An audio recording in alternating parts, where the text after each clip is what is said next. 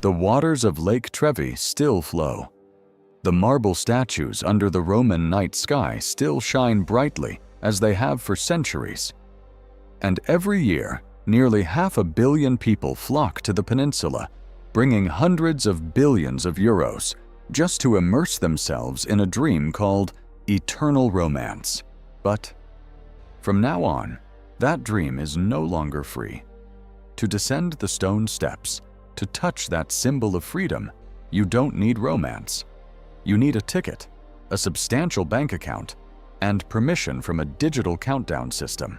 Italy was once the pinnacle of free travel, where you could pack your bags, hop on a train without a destination, and let chance guide you.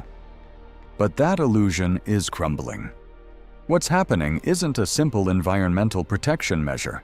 It's a silent class purge, a ruthless financial filter being cast across the country.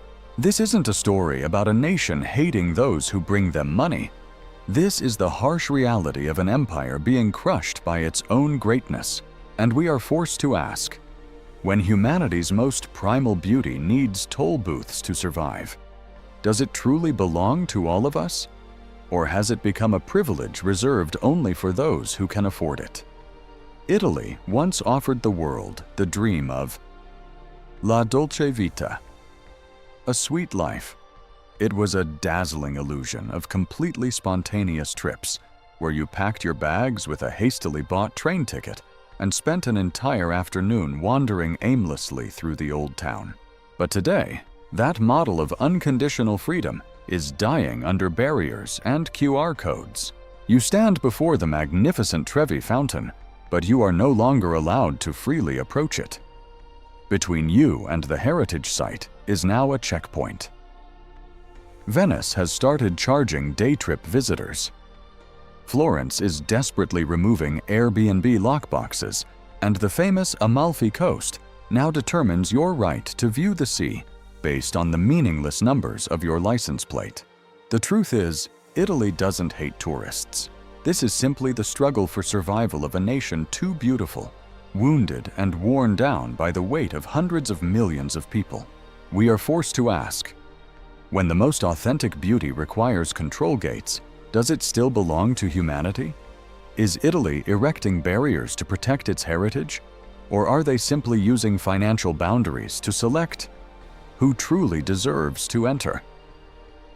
Look towards Venice.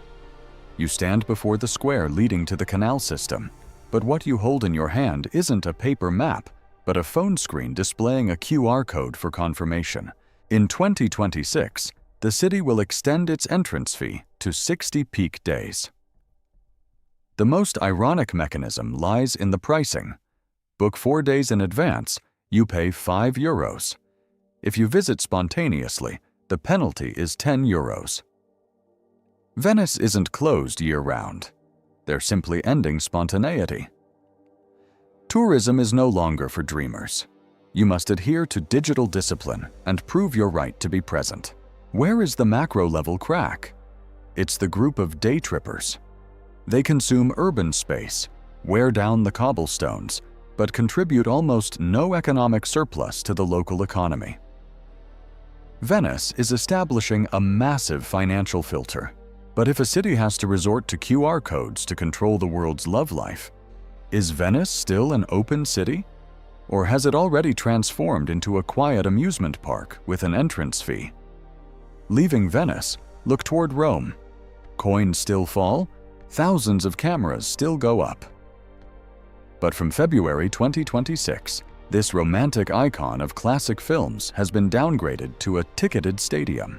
You can still stand and watch for free from the square, but to step down to the water's edge and get the perfect shot, you have to pay a €2 fee. It's not a large sum, but the fall of an icon is priceless. Authorities limit the number of people allowed there at any one time to 400. Your moment of unconditional freedom is now quantified by tickets and standing space. Rome isn't trying to get rich from your pennies.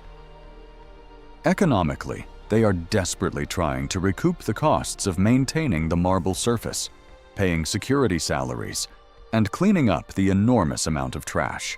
But we must ask ourselves, Is a romantic photo in front of the Trevi Fountain truly free? Or is there always someone else bearing the brunt of the destruction caused by the chaotic crowds behind it? The harshest reality of economics is classification. Italy's new model no longer measures success by the number of visitors. The only metric they care about now is revenue per square meter of heritage.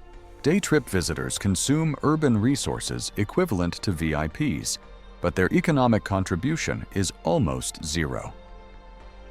The structural question isn't how much money you spend, but how much the city actually retains after deducting garbage collection, security, and infrastructure maintenance costs. To survive, Italy is establishing a giant centrifugal filter. Visitors with small change are being pushed aside, making way for the gold diggers in the city center. They are directly weeding out the budget-conscious group, believing them to offer no sustainable value. Is Italy truly trying to reduce pressure? Or are they simply replacing cheap visitors with those who can afford to pay more for the same square meter of ancient stone? You think you've paid for your room through the app, but the city still has another bill waiting for you at the reception desk. It's the accommodation tax. Whether you stay at a 5-star hotel in Milan for €12 per night or choose a budget hostel, this amount quietly adds up. By 2026, this tax is expected to drain over €1.2 billion from tourists' pockets. From a macro perspective, this is entirely justified. Ancient cities need huge budgets to handle waste, maintain heritage, and keep their transportation systems running. But when these fees continuously balloon and are applied for up to 10 consecutive nights, as in Rome, it's no longer just a simple garbage collection fee. It has become a financial sentence imposed on the middle class.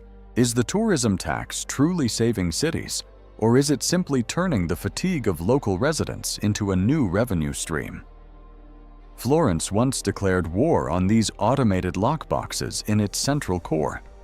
According to Reuters, this was part of a desperate attempt to cope with the immense pressure from the wave of short-term rentals. And although an Italian court later overturned the ban on remote inspections, this legal battle exposed a deep rift. The inanimate lockbox is a symbol of a silent collapse. Behind those ancient wooden doors, there is no longer the home of an Italian family. No more real residents. The city is being automated into a giant chain of invisible hotels. When department stores give way to souvenir shops, when the most familiar sound on the street is the rolling of suitcases belonging to strangers, urban identity is being eroded. Can a city truly live if every door is ready to open with a code for short-term visitors, but is slowly closing forever to its own people? Not only your wallet, but even your most natural behavior is now being regulated. Want to sit down on a stone step in Rome to rest your feet? Don't. Planning to stroll in Sorrento in your swimsuit? Or linger to take photos in the Old Town? Be prepared for fines. Bans on everything from loudspeakers and drones to clothing are plaguing every destination. People have reason to be tired. They're exhausted by the trash, the noise, and the transformation of their town squares into giant social media studios. But the dark side of this boundary is the death of spontaneity. You don't just pay to enter Italy.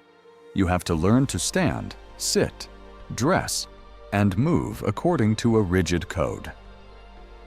We must ask, to what extent does protecting the city's dignity begin to stifle its life?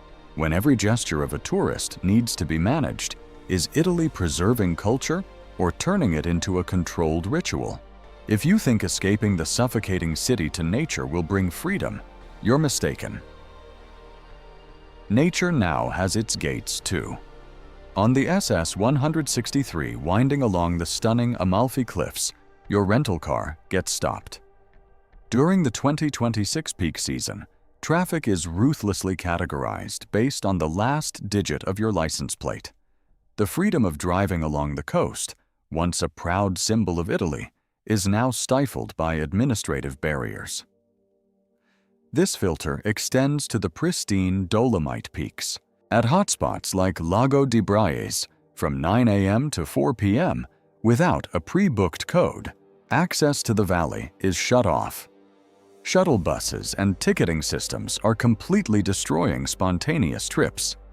You leave the city in search of freedom, but even the road to the sea coldly asks you which day you'll be going. When even the greatness of nature requires reservations, is it still a place for universal healing? Or has it become an exclusive service for those with plans and money? In this game, who wins and who is left behind? Italy is using financial barriers as a ruthless filter to reshape its tourist landscape. On the winning side, the government holds the tools of control and enormous revenue streams. Luxury hotels and VIP services enjoy rare tranquility to sell expensive experiences.